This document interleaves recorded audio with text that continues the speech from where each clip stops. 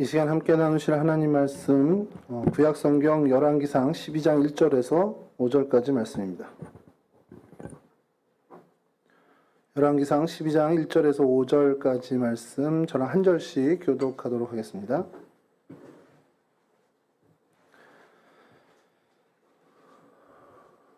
르호보암이 세겜으로 갔으니 이는 온 이스라엘이 그를 왕으로 삼고자 하여 세겜에 이르렀음이더라.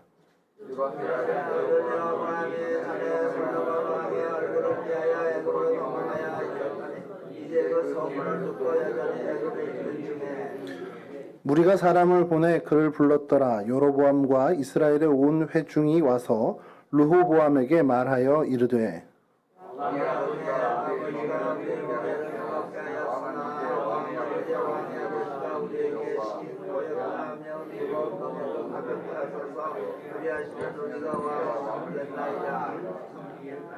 함께 하시죠. 르호보암이 대답하되 갔다가 3일 후에 다시 내게로 오라 하매 백성이 가니라. 아멘. 오늘 저희가 살펴볼 성경의 인물은 르호보암 왕과 여로보암 왕입니다. 말씀을 준비하다가요, 조금 여러분들에게 양해를 구해야 될 것이 르호보암과 여로보암 제가 욕심을 부렸던 것 같아요. 유사점도 많고 이름의 뜻도 되게 비슷합니다. 그래서 유사점도 많고 야 이건 같이 좀 얘기를 하면 좋겠다 해서 구상을 한 건데 두 사람을 한 시간에 하는 게 이게 무리더라고요. 그래서 오늘은 좀 르호보암만 좀 저희가 좀 살펴보고 다음에 기회에 바로 이어서 여로보암을 좀 살펴보도록 하려고 합니다. 르호보암을 먼저 좀 살펴보면요, 이름의 뜻이 백성들의 수가 많다. 그러니까 수가 많다라는 이름을 갖고 있어요. 그러니까 우리 말로 치면 이제 마늘 다자를 썼겠죠. 이제 그런 식의 이름입니다. 여로보암의 이름 뜻도 비슷합니다. 백성 수가 많아진다. 그러니까 더하소, 약간 기원에 가까운 이제 그러니까 더 많아지게 하십시오, 해주세요라는 그런 간구의 뜻이 들어있는 이름입니다. 그래서 르호보암, 여로보암, 백성의 수가 많다. 백성이 많아지길 원한다. 그러니까 백성이 많아진다. 이런 뜻을 갖고 있는 이름이고요. 르호보암은 남유다 왕국의 남유다 왕국, 그러니까 통일 이스라엘로서는 네 번째 왕이 될 텐데, 그러니까 남 분열이 된 다음에 남북 이렇게 왕조로 바뀔 때 남유다 왕국에서는 첫 번째 왕이 되고요. 솔로몬과 암몬 여인이 나아마 사이에서 태어난 사람입니다. 성경에서 이 사람에 대해서 기록을 한 것 중에 처음 나오는 게 아내가 18명, 그리고 첩이 60명인데 60명 그 사이에서 아들 28명과 딸 60명, 60명을 뒀다라고 성경에서 기록을 합니다. 여로보암도 좀 비슷한데요. 그 이름이 어쨌든 백성의 수가 많아진다, 뭐 더하소서. 에브라임 출신입니다. 에브라임 지파 출신인데 여러분들 나중에 한번 다시 좀 설명을 드리겠지만 이 에브라임 지파의 이 프라이드는 굉장합니다. 그러니까 여러분 다 야곱의 12아들이 있었잖아요. 야곱의 12아들이 있는데 장자가 누굽니까? 대답하셔도 됩니다. 장자는 르우벤이었습니다. 근데 장자가 정말 어떻게 보면 생물학적으로만 장자지 야곱에 있어서 장자로 인정을 못 받아요. 그래서 사실상 유다가 그 영적인 장자권을 갖게 되는데 실질적인 장자는 누구였습니까? 야곱의 12아들 중에 탑 오브 탑. 요셉이었죠, 요셉. 이거 뭐 누구도 부인할 수 없는 겁니다. 근데 요셉 지파가 그냥 요셉 지파로 남는 게 아니라 두 지파로 나눠지잖아요. 요셉의 아들인 에브라임과 므낫세인데 이 므낫세와 에브라임 누가 형입니까? 어렵죠, 오늘. 되게 어렵죠. 므낫세가 형이에요. 근데 야곱의 이 뭐 컴플렉스인지는 잘 모르겠는데 그 사건만 놓고도 굉장히 많은 책들과 얘기들이 있습니다. 이게 손을 엇갈려가지고 축복을 해요. 둘째랑 첫째를. 그러니까 자기도 쌍둥이 동생이었는데 아버지에게서 장자권을 얻었던 그런 것의 연장선상인지 모르지만 이 동생 에브라임에게 오른쪽 손을 대면서 우수를 대면서 안수를 하면서 사실상 장자로 인정을 해버린 겁니다. 그럼 여러분 생각해보세요. 에브라임 입장에서는 야곱함, 그러니까 이스라엘이죠. 이스라엘 전체 지파 안에서 우리 아버지 요셉이 실질적인 장자고, 그리고 그 계보를 이룬 진짜 그 인정받은 장자는 나라는 거예요, 에브라임이.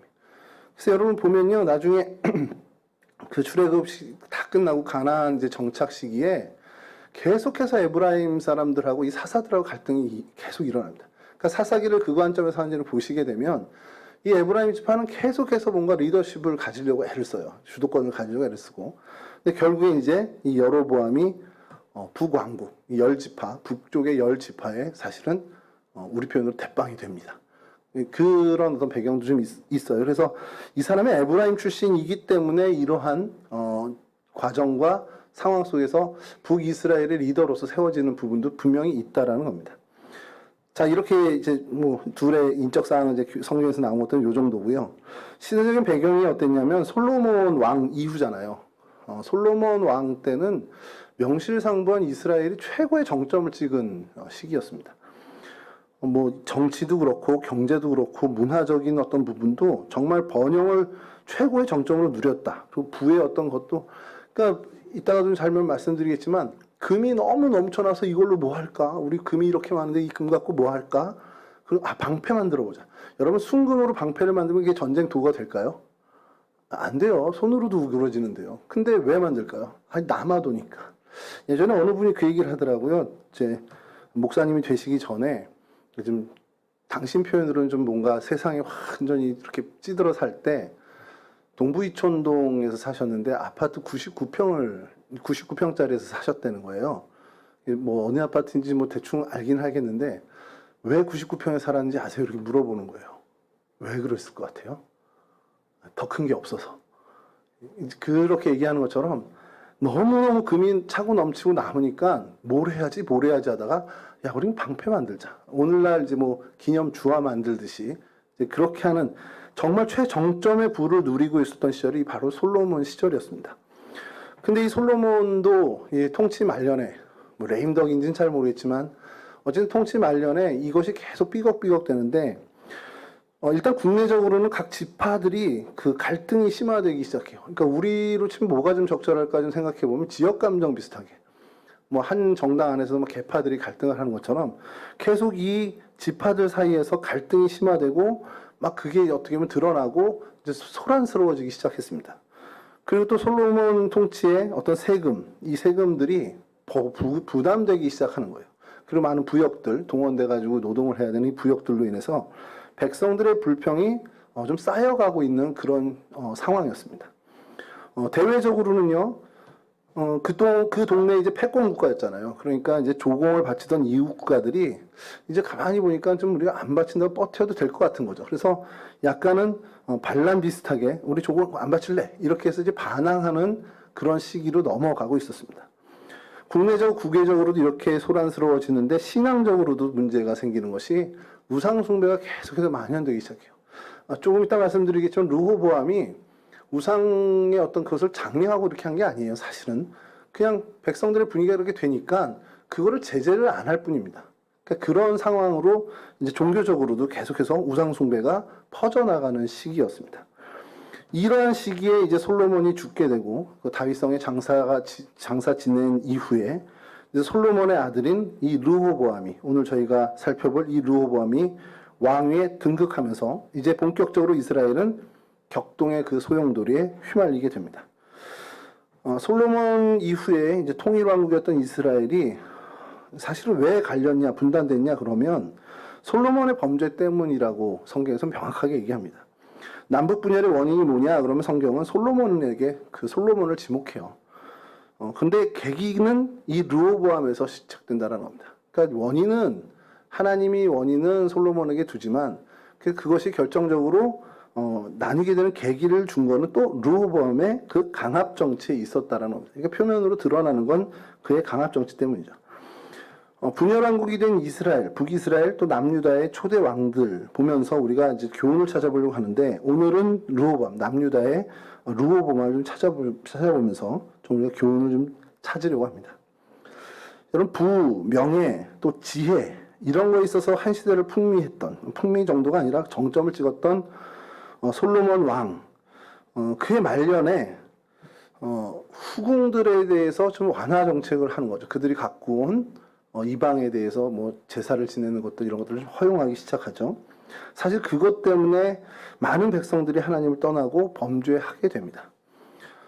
솔로몬 시대가 정말 굉장히 이스라엘 역사에서 화려한 정말 꽃처럼 화려했지만 그 말년은 오히려 어느 왕에 비해서도 정말 더 초라해지는, 정말 초라하기 짝이 없는 그런 모습을 보이게 되는 것이 바로 이 우상 숭배와 연결되어 있기 때문에 그래요.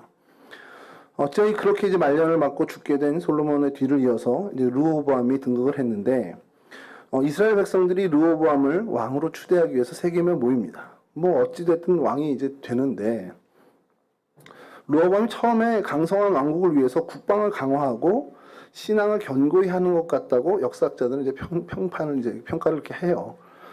근데 결과적으로는 르호보암도 그 이스라엘의 많은, 그 남유다 북이스라엘의 많은 왕처럼 어리석은 길을 따르게 됐고 결국 나라를 파국으로 몰고 가게 되는 결정적인 인물이 됩니다.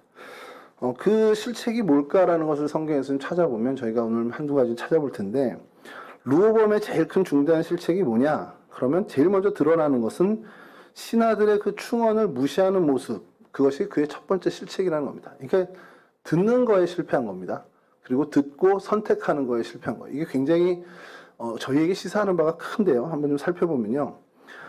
르호보암이 이제 이스라엘의 왕이 됐습니다. 이제 분열 전이죠. 왕이 되자 그동안 이제 솔로몬 통치, 그러니까 솔로몬의 말년에 힘이 없었던 솔로몬이죠. 그 통치에 불만이 쌓였던 백성들이 르호보암 왕에게 이제 찾아와서요. 이제 새 시대가 되니까 우리 이렇게 지금 힘든 고역, 또 이거 무거운 세금의 멍에를 조금은 좀 감해달라는 부탁을 하려고 찾아온 겁니다.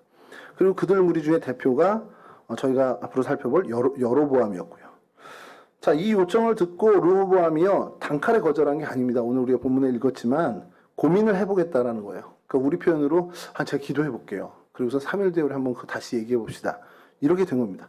3일 후에 다시 오라고 얘기하죠. 이게 굉장히 신중한 모습이고요. 굉장히 어떻게 보면 리더십을 잘 발휘하는 모습입니다. 그리고 나서요, 그 다음 선택도 굉장히 바람직했습니다. 솔로몬이 통치하던 시기에 정치를 했던 원로들을 불러서 이 사정을 얘기하고 어떻게 하면 좋을까라는 그들의 조언을 구합니다. 원로들이 뭐라고 대답합니까? 오늘 우리가 읽진 않았는데요. 우리 본문 이후에 어떤 대답을 해주냐면 열왕기상 12장 7절인데요. 한번 좀 보여주시죠. 우리 같이 한번 읽어볼까요? 예, 시작.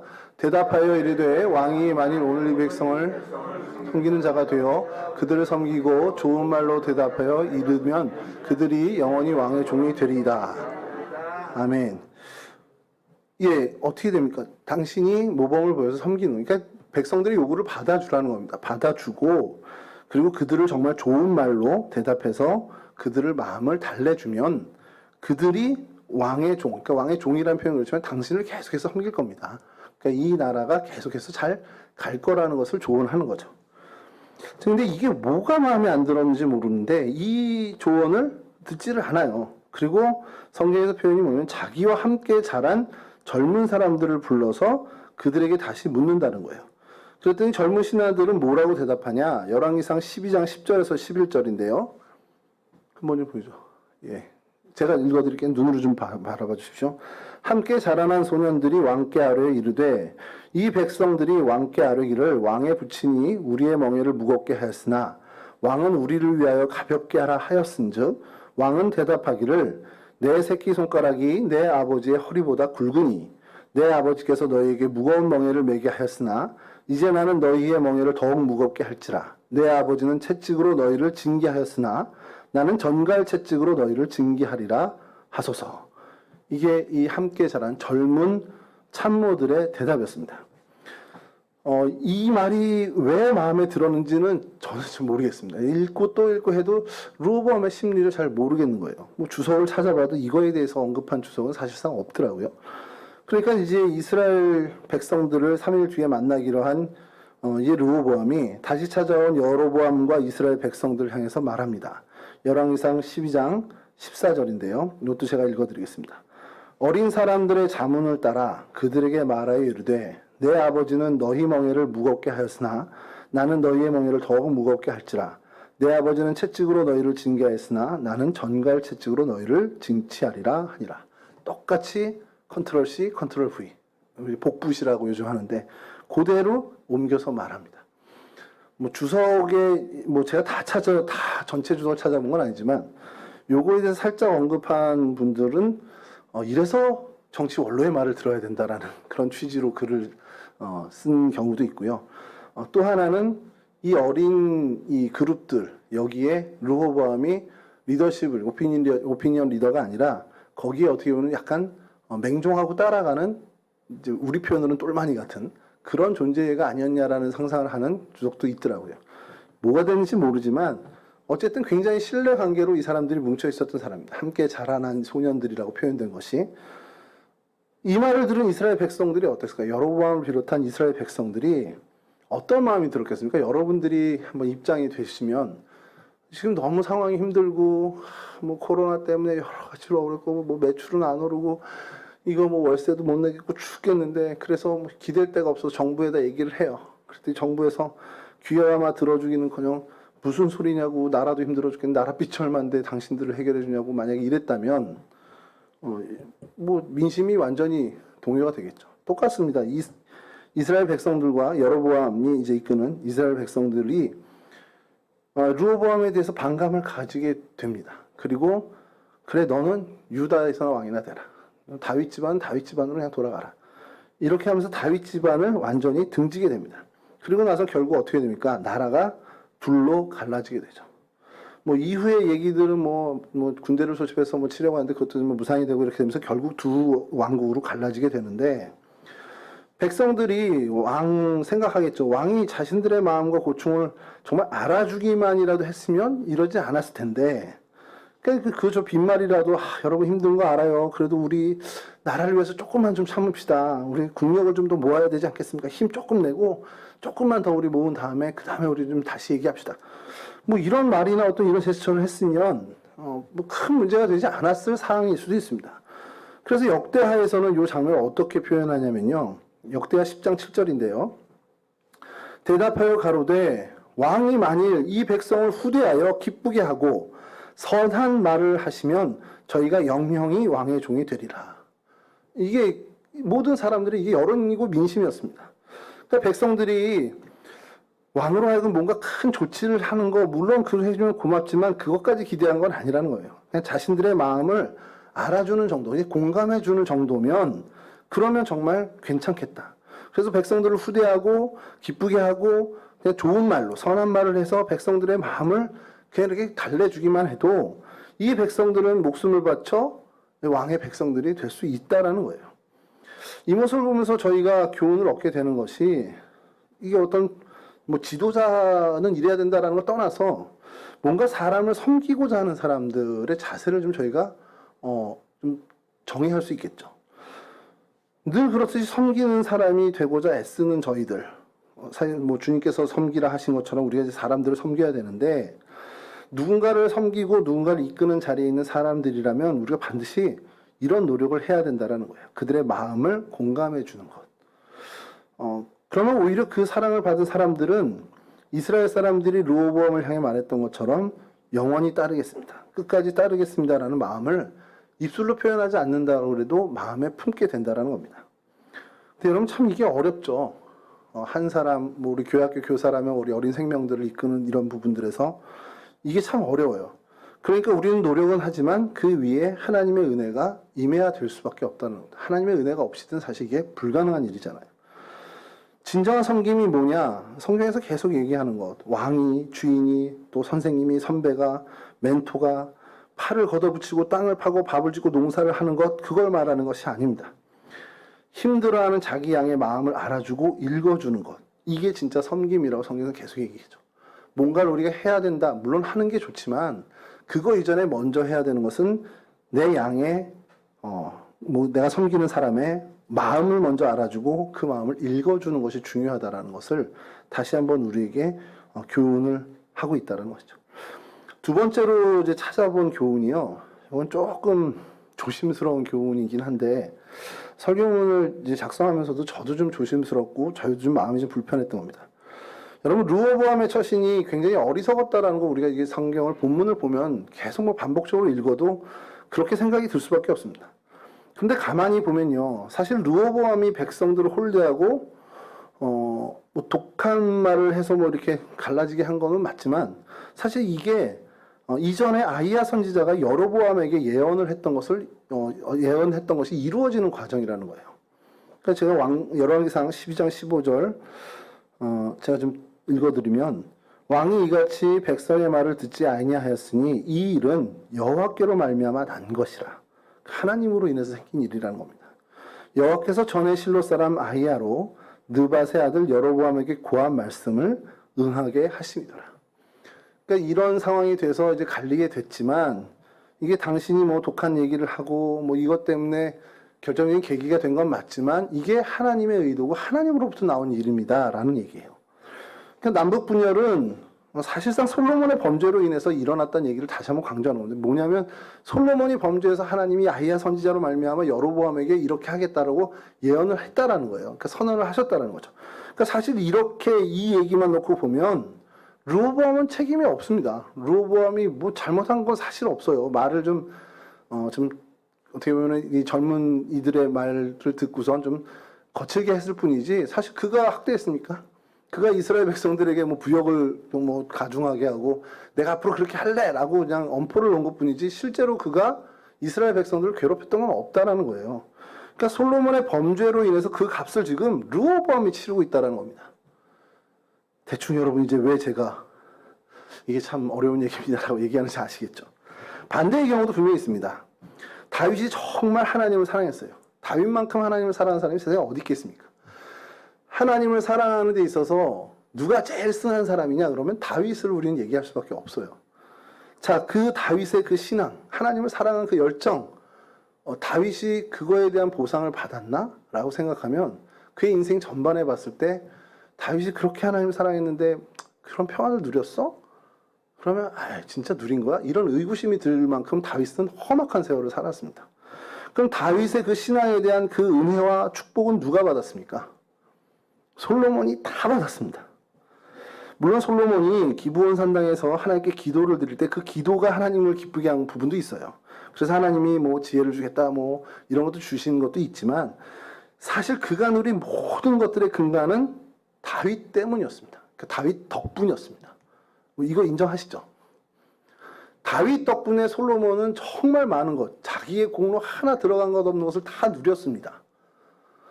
근데 그의 아들 르호보암은 솔로몬의 잘못 때문에 그 값을 치르고 있는 거예요. 르호보암이 한 건 없어요. 사실상 없습니다. 르호보암이 백성들을 막 힘들게 한 것도 없고 그들의 마음을 헤아려 주지 못한 거 하나죠. 그들을 막 부역으로 힘들게 하고 세금을 강제로 강취하고 하는 것이 없었음에도 왜 르호보암이 이걸 받느냐? 솔로몬의 범죄로 인해서 그 값을 치르고 있는 거라는 거예요. 여러분 얼마나 이게 좀 저희에게는 어려운 얘기가 됩니까? 다윗의 그 정말 선한 일들이 그 아들, 그것과 무관했던 솔로몬에게 정말 은혜로 축복으로 내려오고 솔로몬이 정말 잘못했던 그 실수와 그 범죄를 솔로몬이 아닌 그 다음 아들인 르호보암이 고스란히 다 치러내야 되는 상황들을 보면서 무슨 생각이 드십니까? 여러분 오늘날을 그래서 한번 생각해 봤어요. 부모가 열심히 일해서 재산을 모았습니다. 뭐 부동산을 뭐 어떻게 정말 땀 흘려서 일해서 집 한 채 마련하고 뭐 부동산 마련하고 뭐 주식 투자해서 이렇게 해서 재산을 읽었어요. 자, 그 얻은 재산 당연히 누구에게 가게 됩니까? 자기 자녀에게 가게 되겠죠. 그걸 비난할 수 없습니다, 저희가. 그거 비난하는 사람 없잖아요. 부모가 열심히 노력해서 읽은 재산을 그 아들이 가져가고 그 딸이 가져가는데 그걸 누가 뭐라고 그러겠습니까? 그럼 여러분 그렇게 해서 우리가 물려주고 싶은데 재산만 물려주고 싶으시냐 이거예요. 물론 아이들은 그것만 바랄 수도 있죠. 뭐 그냥 집만 주세요. 뭐 돈만 주세요.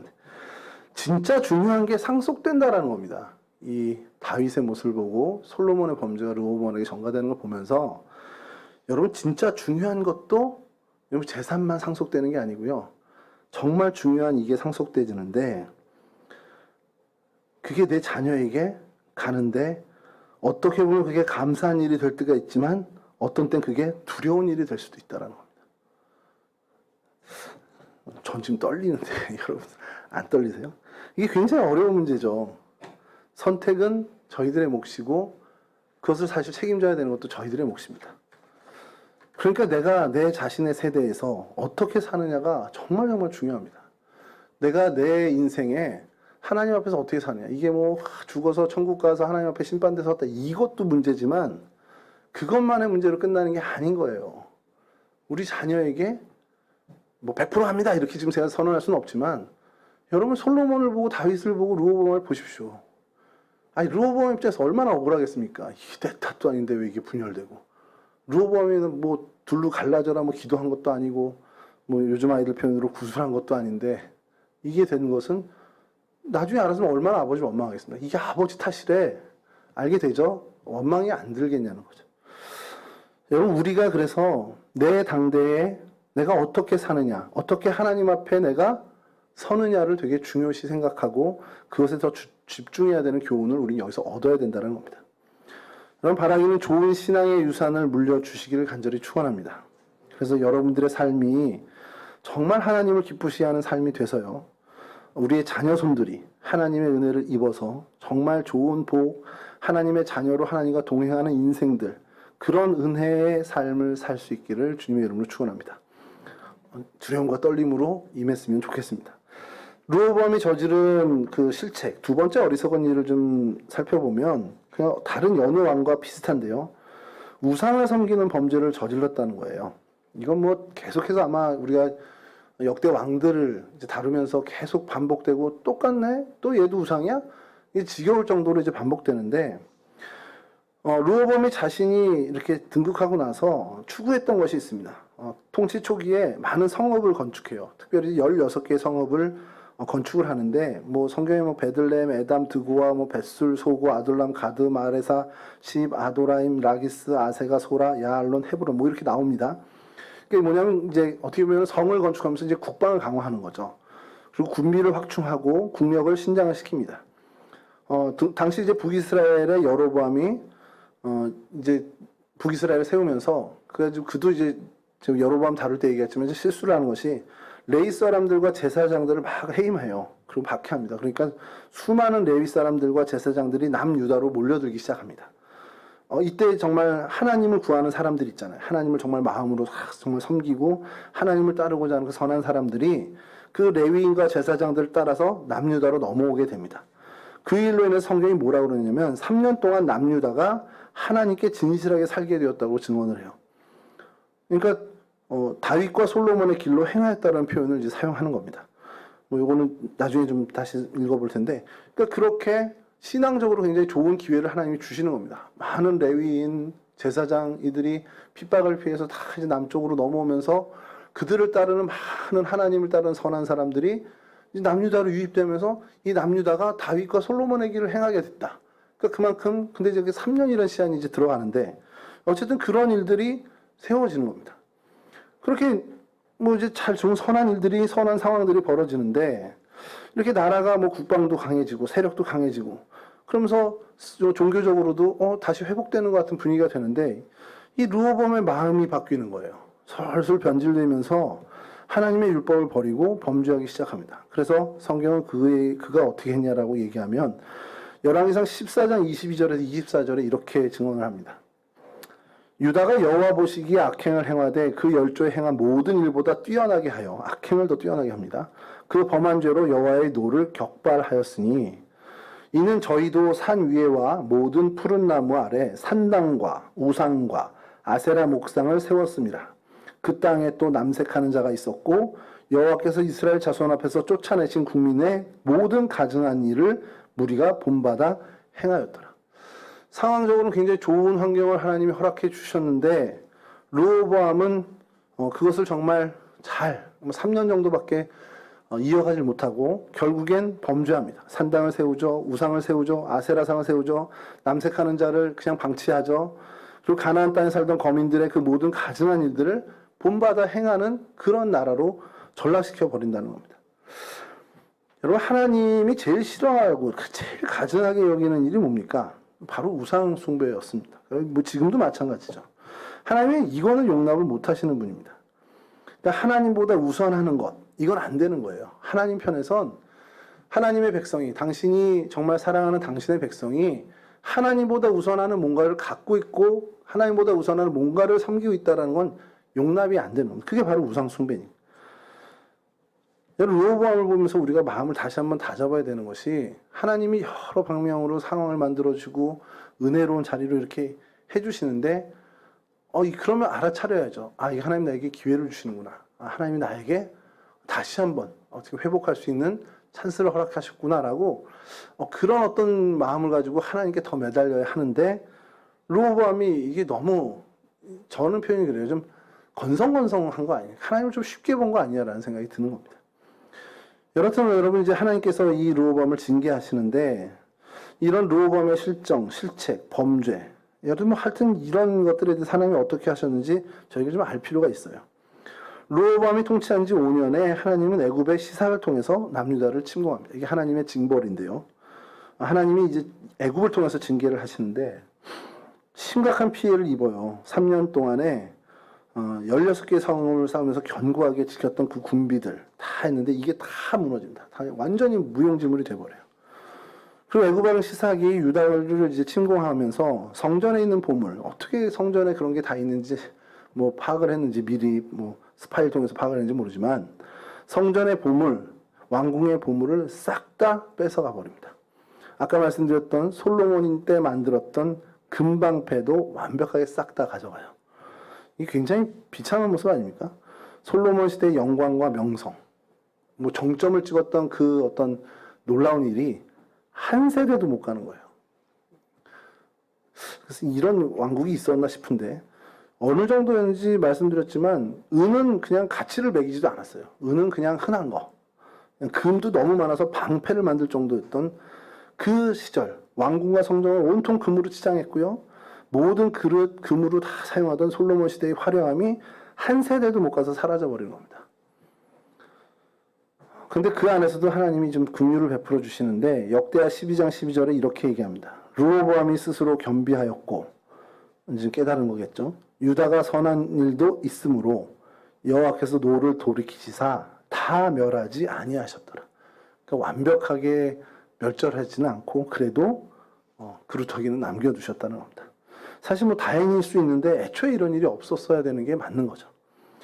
아무리 화려했던 것도 아무리 좋은 것도 여러분 하나님이 옮기시면 폐허가 되는 것 우리가 잘 압니다. 성경의 역사뿐만 아니라 인류의 역사를 우리가 보면서 아무리 우리가 쌓고 우리가 아무리 정말 온 노력을 다해서 뭔가 우리가 이루려고 해도 하나님 한번 불어버리면 하루아침에 그것이 다 망하는 걸 저희는 목격해 왔습니다. 우리 개인의 삶은 어떻습니까? 우리의 건강, 명예, 부, 권력 우리 주변에서 많이 보잖아요. 이런 것들 정말 하루아침에 사라지는 일들 아주 비일비재합니다. 우리가 가장 먼저 그리고 최우선으로 힘써야 하는 것은 결국엔 하나님을 경외하고 항상 하나님과 동행하는 그 일에 먼저 우리가 집중해야 된다는 거예요. 하나님은 창세부터 지금까지 계속 하나님의 백성인 그 하나님의 그 피조물은 우리에게 이것을 요구하시는 겁니다. 너의 창조주를 기억해라. 하나님과 동행하고 하나님을 경외하는 그 일이 최우선순위로 그거 먼저 해결하고 나머지 생각하라는 거예요. 요 이야기만 하고 이제 말씀을 마치겠습니다. 얼마 전에 그 말씀 집회가 있었잖아요. 그래서 그 청년들 연합회에서 했는데 그때 이제 강사 목사님이 지나가시는 말로 그냥 정말 살짝 지나가시는 말로 한 건데 그 이야기가 계속 제 마음에 정말 그 이사의 표현대로 잘 박힌 모처럼 계속 불편한 거예요. 저에게 계속 불편합니다. 지금도 불편하고 뭐 구두 속에 이렇게 조그만 돌멩이 하나 들어가서 계속 걸을 때마다 걸리적거리는 것처럼 계속 마음이 불편한데 예를 좀 들겠습니다. 어떤 성도가 있어요. 예를 들어서 어떤 성도가 있는데 열심히 신앙생활합니다. 믿음도 좋아지고 모든 면에서 열심을 다해서 하나님을 섬기고 교회를 섬겨갔어요. 근데 그 사람에게 기도 제목이 있습니다. 더 믿음이 커지고 그렇게 하나님의 사람으로 사는 것, 이 기도 제목을 갖고 있고요. 또 하나 이제 안타깝지만 먹고 사는 문제가 해결됐으면 좋겠다라는 소망을 갖고 기도를 하고 있었습니다. 그만큼 이제 먹고 사는 게 핍절할 정도로 힘들었단 말이죠. 먹고 사는 문제 해결돼서 하나님 섬기는 일에 더 집중하고 싶어요. 하나님 내가 이 생계가 정말 잘 해결돼서 좀 이제 그거 신경 덜 쓰고 하나님 섬기고 교회 섬기는 거 더 섬기고 싶습니다. 더 그렇게 집중하고 싶습니다라는 게 기도 제목이었습니다. 하나님께서 긍휼을 여기셔서 그 기도에 응답해 주셔서 은혜를 부어주셨습니다. 가게를 열게 됐고 그 가게가 제법 굉장히 잘 되게 됐어요. 그래도 하나님께 감사한다고 교회 봉사 계속 열심히 했습니다. 예배 빠지지 않고 아무리 가게가 바빠져도 예배 빠지지 않고 늘 참여하면서 계속해서 시간을 들여서 그 봉사와 열심을 이어갔습니다. 시간이 지났어요. 시간이 지나서 가게가 되게 더 잘 돼서 2호점도 내고 점점 더 바빠지게 됐습니다. 일도 바빠졌지만 그동안 여유가 없어서 못했던 것도 하게 되면서 더 바빠졌어요. 그러다 보니까 이제 봉사하던 자리를 하나 둘 내려놓기 시작했고 주일도 어쩌다지만 빠지는 일이 생기게 됐습니다. 시간이 또 지났습니다. 뭐 장사는 얘기할 것도 없이 여전히 잘 되고 아니 더 잘 되고요. 근데 이분이 더 바빠졌습니다. 모임도 많아졌고 취미생활도 늘어나고 어디 이렇게 얼굴 비춰야 되는 일들이 그렇게 많아졌어요. 굉장히 바빠졌습니다. 주변에서는 야, 이 사람 하나님이 축복해 주셨어. 약간 어떻게 보면 그 교회 안에서 축복의 아이콘이 돼가고 있었습니다. 근데 여러분 이게 축복의 아이콘일까? 이 집사님이 권사님이 직분은 모르지만 이분을 우리가 신앙의 눈, 믿음의 눈으로 보면 이게 축복일까라는 생각이 드는 겁니다. 왜죠? 먹고 사는 문제 해결돼서 하나님께 더 집중하고 싶어 했습니다. 그게 기도 제목이었습니다. 먹고 사는 경제적인 문제가 해결돼서 하나님께 집중해야 되는데 그러지 못하고 있어요. 너무 부자가 돼서 교회에 못 나옵니다. 너무 부유해져서 하나님의 힘이 필요 없어졌습니다. 너무 편안해서 하나님을 찾을 일이 없어졌어요. 여러분 이게 축복일까요? 그렇지 않다라는 거죠. 여러분 하나님 떠나게 될 거면 부자 안 되는 게 은혜고 그게 복입니다. 하나님 안 찾게 될 거면 좀 덜 편해지는 게 그게 우리에게 은혜입니다. 교회 안 나오게 될 거면 수입이 줄어서 시간 나는 게 오히려 은혜고 그게 축복이라는 겁니다. 여러분 이 얘기 교회에서 이제는 듣기가 너무 어려운 얘기예요. 돈 버는 일이 너무 잘 돼서 주일에 교회에 올 시간이 없으면 여러분 돈 줄여야죠. 돈 버는 일 줄여야죠. 학생들 공부하는 게 너무 바빠서 주일을 지킬 수 없다. 그럼 공부 덜 해야죠. 사실 그게 맞는 거거든요. 근데 이 선포가 교회에서 이루어져야 되는데 저부터 청년들한테 이런 얘기를 하는 게 너무 힘든 거예요. 선포를 할 수 있을까? 자신이 없습니다. 그게 굉장히 마음에 걸리는데 오늘 새벽에 담임 목사님 설교 말씀에 이 이야기가 있었습니다. 사도 바울이 고린도 교회 성도들에 대해서 바른 얘기를 해줘야 되는데 사도 바울도 고민을 하는 겁니다. 책망을 하자니 이 사람들이 감당할 수 있을까? 또 안 하자니 목회자가 안 할 수도 없는 거고. 그래서 사도 바울의 책망이 고린도 교회 성도들을 회개로 이끌었습니다. 그래서 그게 권면이 되고 고린도 교회 사람들이 하나님의 사람으로 다시 소송되게 된다는 거죠. 여러분 오늘 이 땅의 한국 교회들을 가만히 보면 이런 얘기들이 자유롭게 선포될 수 있는 분위기인가 생각하면 아닌 것 같다라는 거예요. 내가 부자가 돼서 하나님과 멀어진다. 그럼 부자 안 되는 게 맞는 거죠. 덜 부자 되고 좀 가난해지는 게 맞는 거죠. 내가 상위권에 머물게 된 것 때문에 하나님과 관계가 틀어진다. 그럼 내 성적 낮춰야 되는 게 맞습니다. 심지어요, 내가 너무 건강해서 하나님과 단절된 삶을 살게 될 것 같다. 그럼 좀 아파야 돼요. 르호보암은 내가 왕으로 사는 것 때문에 하나님을 등지게 됐다는 겁니다. 솔로몬도 마찬가지입니다. 왕으로 사는 것 때문에 말년에 하나님을 떠나게 됐고 그로 인해서 그의 아들이 왕이 되어서 하나님을 멀리하는 인생이 됐다. 여러분 이게 얼마나 비참한 일입니까? 근데 왕위에 있을 때 왕으로 재직할 수 있을 때 그가 스스로 비참하다 여겼겠습니까? 전혀 그런 생각 안 했을 거예요. 여러분 이래서 우리가 정말 중요한 것이 매일매일 나를 하나님 말씀에 비춰보고 나를 점검하는 일이 필요합니다. 내가 지금 하나님과 멀어지고 있는지 내 삶이 지금 하나님과의 관계에서 괜찮은지 좋은 길을 가고 있는지 매일매일 점검 안 하면 우리는 인식도 못하고 살아요. 르호보암이나 솔로몬이 그게 참 뭔데 뭐가 큰 문제가 안 일어난 것처럼 살던 것과 똑같이 우리도 그렇게 삽니다. 정말 내가 지금 현재 하나님과 어떤 관계인지 면밀하게 살피고 또 살피고 또 살펴야 되는 게 여러분 우리에게 필요합니다. 오늘 내가 살아오면서 오늘 하루 내가 아침부터 살아오면서 하나님 없이 살지는 않았는지 하나님과 무관하게 살아는 건 없는지 만약에 그렇다면 그 이유가 뭔지 찾아내고 내일은 그 실수 반복 안 하기 위해서 부단히 애쓰고 수고하고 땀 흘려야 된다는 거예요. 이런 하나님과의 관계가 여러분 저희들 가운데 있어야 된다는 겁니다. 말씀 마치겠습니다. 바라기는 여러분들 하나님과의 관계에서 정말 그 관계를 여러분의 인생의 최우선순위에 놓으실 수 있기를 주님의 이름으로 축원합니다. 그런 자기 점검이 정말 매일매일 일어나는, 그래서 정말 하나님과의 관계에서 내가 놓치고 있는 것이 있다면 내가 이것 때문에 하나님과 가까워지지 못하는 거 과감하게 버릴 수 있었으면 좋겠습니다. 그게 사람들이 야 너 그거 왜 버려? 라고 만류하는 것일지라도 이것 때문에 하나님과 나의 관계가 틀어지고 깨어진다 그러면 여러분 그건 우리를 죽이는 것입니다.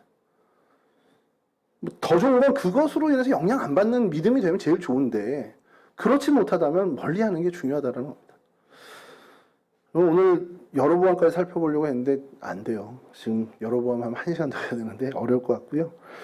오늘 르호보암을 살펴봤는데 정말 하나님과의 긴밀한 관계의 삶을 여러분 사시는 저와 여러분, 정말 솔로몬, 여러분 르호보암 생각해보면 좀 안타까운 게 하나님과 더없이 좋은 관계가 될 수 있는 외적인 요인을 다 갖고 있었습니다. 최고의 조건을 가졌는데 뭡니까? 아버지가 솔로몬이에요. 와우. 할아버지가 다윗입니다. 야, 우리 아버지가 솔로몬이 우리 할아버지가 다윗이면 이건 그냥 따놓은 당상 아닙니까? 그리고 권력의 정점에 있었던 왕이었어요. 야, 내가 이런데 하나님이랑 멀어져. 그래서 하나님으로부터 징계를 받게 돼. 애굽왕 시삭이 와서 다 잃어버려. 여러분 이게 얼마나 비참한 인생입니까? 근데 본인은 그 인식도 못했을 거라는 겁니다. 분열왕국 최초의 왕으로 또 40년을 왕노를 했을지라도 여러분 우리 크리스찬들 중에 누가 그 르호보암을 나의 신앙의 롤모델이야 라고 하면서 따르겠습니까? 진짜 이상하고 문제 있는 거죠. 실패한 인생에 어떻게 보면 대명사가 되어버린 사람이 됐습니다. 여러분 오늘을 살아가는 저와 여러분들이 정말 하나님과 나와의 관계를 방해하는 요소들이 있는지를 면밀하게 살피길 간절히 바라고요.